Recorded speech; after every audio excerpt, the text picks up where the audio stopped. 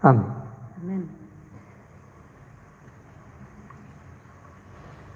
Recién escuchamos el hermosísimo relato de la tempestad calmada, que es uno de los textos tal vez más lindos del Evangelio. Pero yo quiero, antes de empezar a comentar este texto propiamente dicho, quiero ubicarlo en su contexto, porque a veces al leer estas piezas, estos relatos, al margen de su contexto, perdemos conciencia del horizonte en el que se encuentran. Estamos en el final del capítulo 4 del Evangelio según San Marcos. Ya con esto termina el capítulo 4, empezamos la próxima semana a leer el capítulo 5. Capítulo 4. ¿Qué hay en el capítulo 4? Pregúntenme, ¿qué hay en el capítulo 4? ¿Qué hay en el capítulo 4? El discurso de parábolas. Es todo el discurso, hay toda una serie de parábolas de Jesús. Uno podría decir, el capítulo 4 es el gran éxito pastoral, es la suma de la gloria. Está Jesús en la cresta de la ola.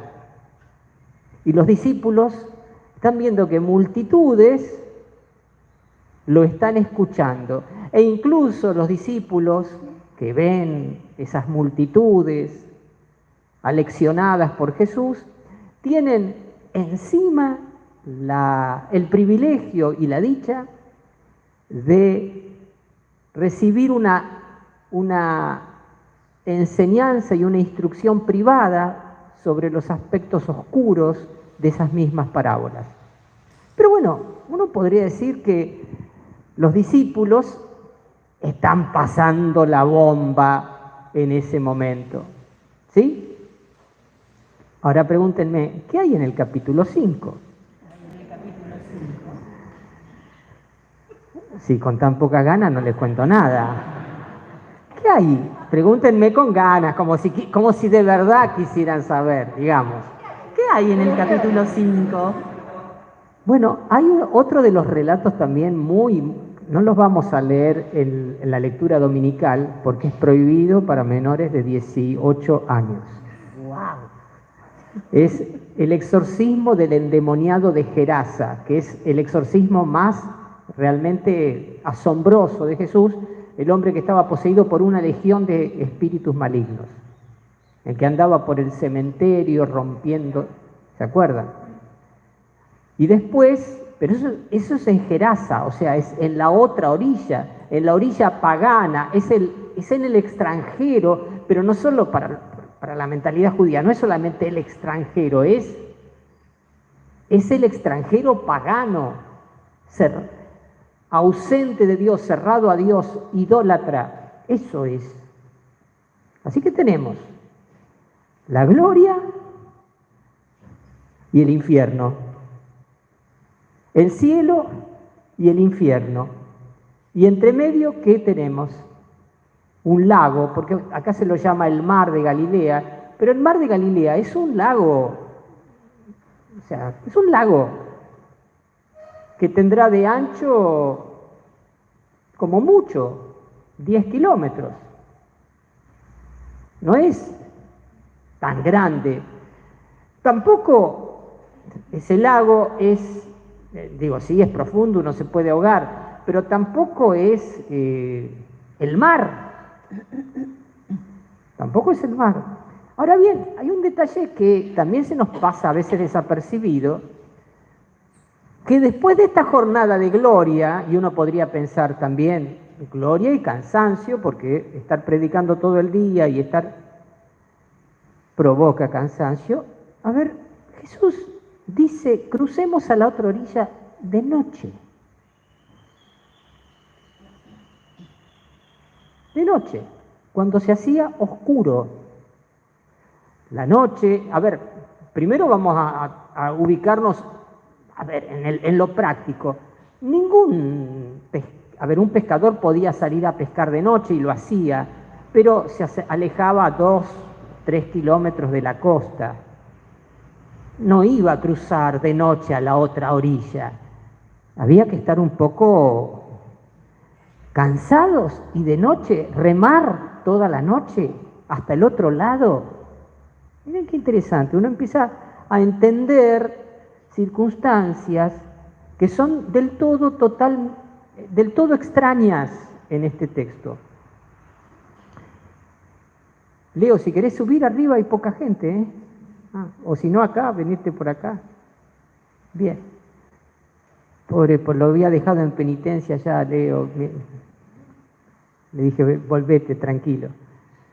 Entonces, de noche, hasta acá me siguen, ¿no? Para entender. Ahora voy a hincarle el diente al relato propiamente dicho, porque está lleno de cosas hermosas. Fíjense, primero, cuando Jesús dijo, pasemos a la otra orilla, dice el texto, de noche, o sea, los discípulos habrán sentido, primero, una resistencia natural, ir a la otra orilla, a la orilla pagana, a un mundo realmente. Y segundo, de noche. Pero miren lo que hicieron los discípulos, y esto aquí hay algo muy sabroso para sacarle el jugo. Dice, lo llevaron a la barca, así como estaba. En realidad la palabra llevaron, habría que traducirlo, lo tomaron. O sea, los propios discípulos que habían recibido la invitación de Jesús, o mejor, la orden de Jesús, pasemos a la otra orilla, en primera persona del plural, los propios discípulos, ¿qué hacen? De alguna manera, enajenan a Jesús su propia iniciativa. Jesús había incluido en su iniciativa a los discípulos, y los discípulos lo toman a Jesús y de alguna manera lo excluyen de su propia iniciativa. Es interesante, se pasa que es una tentación muy sutil expropiar a Jesús el privilegio de ser el protagonista fundamental de la evangelización. Esto puede pasar de muchas maneras. Yo pensaba, por ejemplo, en el día glorioso que pasamos ayer acá, dando la comunión, donde estuvimos tan contentos, felices, entre grupito de 4 y 5 chicos y grupito, teníamos música, cantábamos, bailábamos con la música de fe que viva, estábamos felices. Y al mismo tiempo, como catequistas, nos planteamos, al final todos los años damos la comunión a 100 y pico de chicos, de los cuales no quedan muy poquitos. Y nos venimos planteando lo mismo desde hace 40 años, 50 años, pero no tomamos decisiones de transformar nada porque nos gusta lo que vivimos. Por un momento de gloria, por ahí seguimos en una rutina pastoral, evangelizadora, sin cambiar nada. ¿Por qué? Porque es más fácil seguir haciendo lo que venimos haciendo, que plantearnos transformaciones y cambios. No estoy ahora diciendo que nada contra las catequistas, estoy diciendo de mí. Estoy hablando de mi responsabilidad.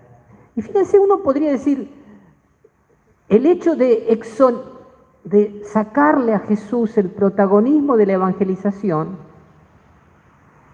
y tomar a Jesús, lo tomamos, ¿qué hace Jesús después? Bueno, se duerme. Se duerme.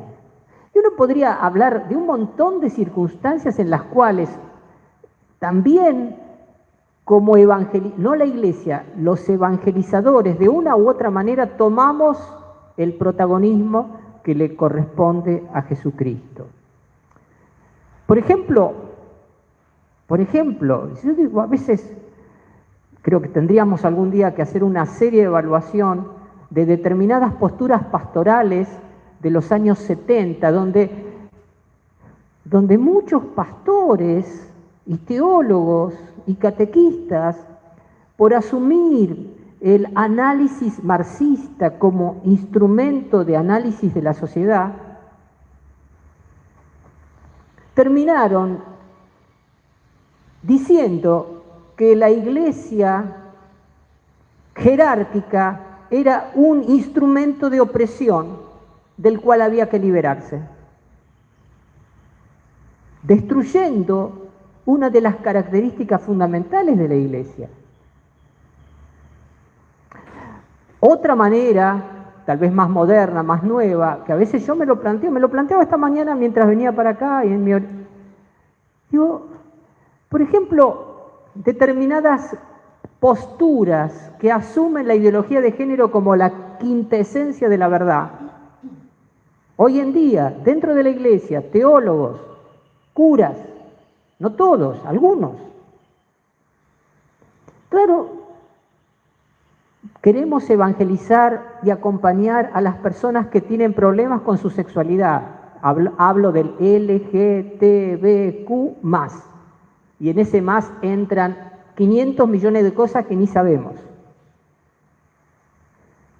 Ahora, una cosa es que yo acompañe a las personas que se han sentido excluidas por su condición sexual.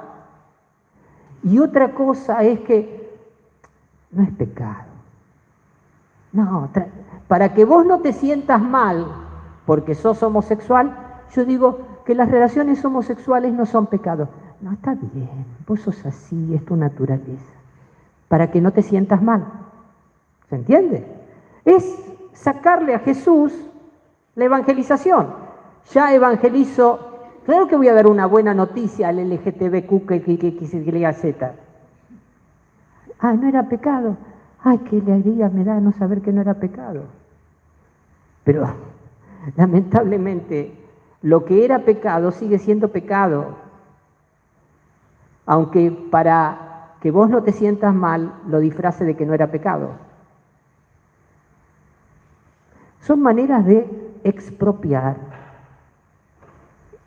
O sea, yo no es que estoy ahora juzgando la buena o mala intención de estos intentos. Yo estoy seguro de que en la mayor parte de los casos hay buena intención. Lo que hay es confusión. Y lo que hay es tomarle el protagonismo a Jesús y sacárselo. ¿Qué pasa en esas circunstancias? Jesús se duerme. Se durmió. Se durmió en paz, es decir, y ahí vienen los periodos de esterilidad pastoral de la Iglesia, donde parece que no avanzamos, no vamos ni para atrás ni para adelante. Y entonces remamos en dulce de leche, a ver si pasa algo, y no pasa nada. No solo no pasa nada, a veces se levantan tormentas.